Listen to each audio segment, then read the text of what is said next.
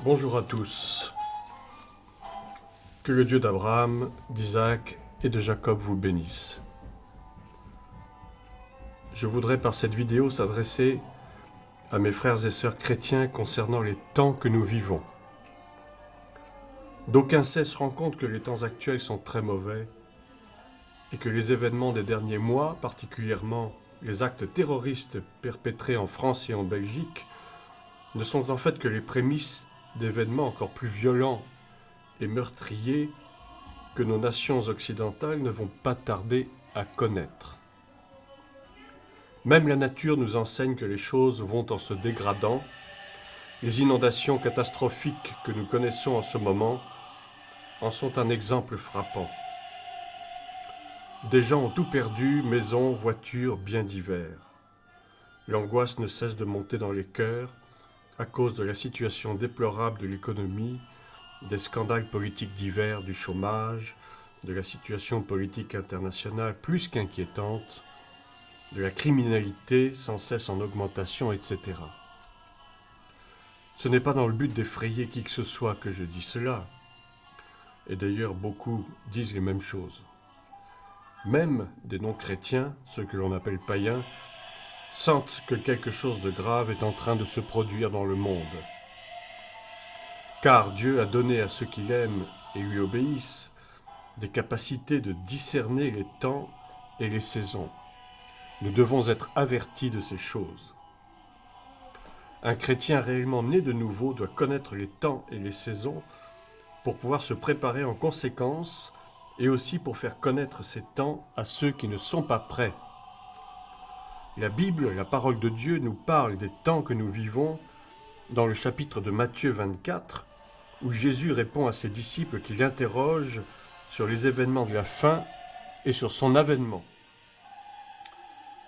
Matthieu 24, chapitre 24, versets 36 à 38.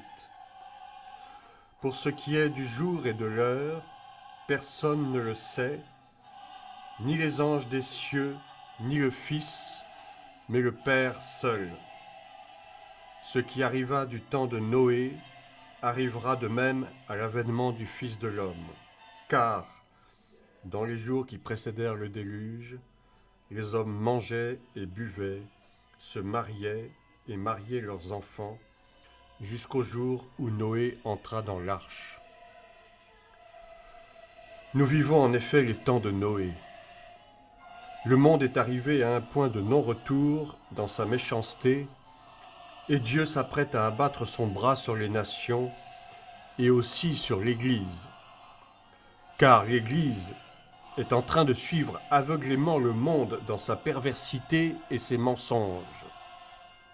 Au lieu d'être la lumière du monde et le sel de la terre, l'Église se laisse envahir par les ténèbres du monde et elle perd totalement la saveur de son sel. L'exemple de Noé devrait nous faire réfléchir un tant soit peu. L'humanité était à ce point déchue et souillée par le péché que Dieu avait résolu de la détruire. Seul Noé et sa famille, considérés comme justes, avaient été épargnés. Aujourd'hui, pouvons-nous dire que nous serons épargnés si Dieu décide de déchaîner sa colère ?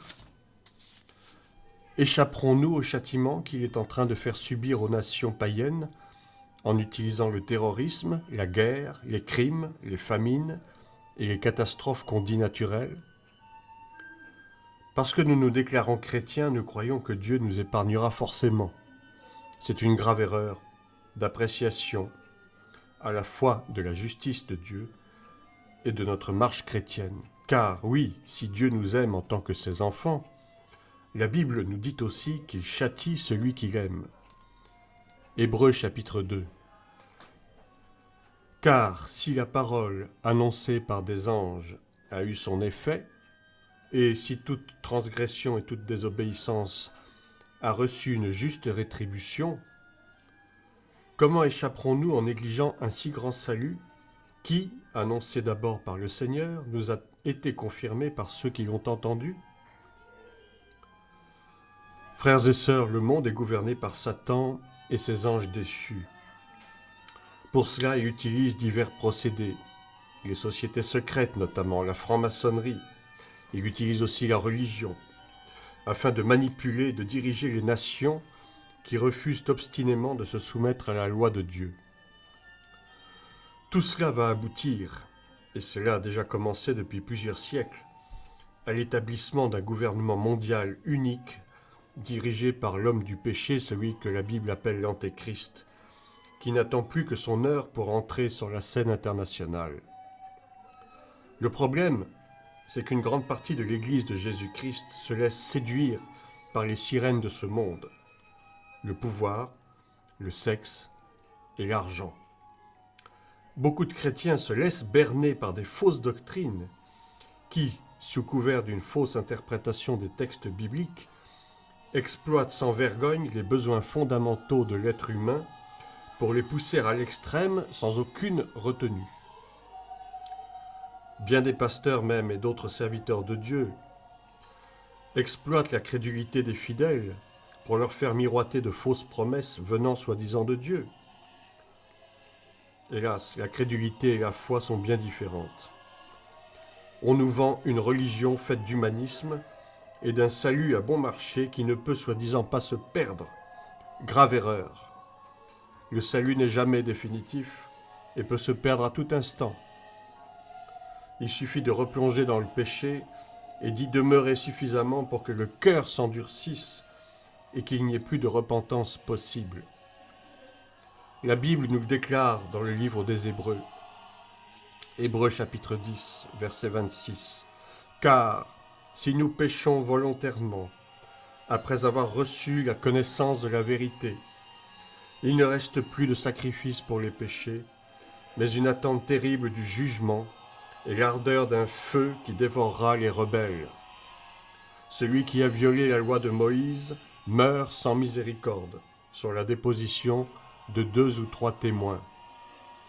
De quel pire châtiment pensez-vous que sera jugé digne celui qui aura foulé aux pieds le Fils de Dieu, qui aura tenu pour profane le sang de l'alliance par lequel il a été sanctifié, et qui aura outragé l'Esprit de la grâce ?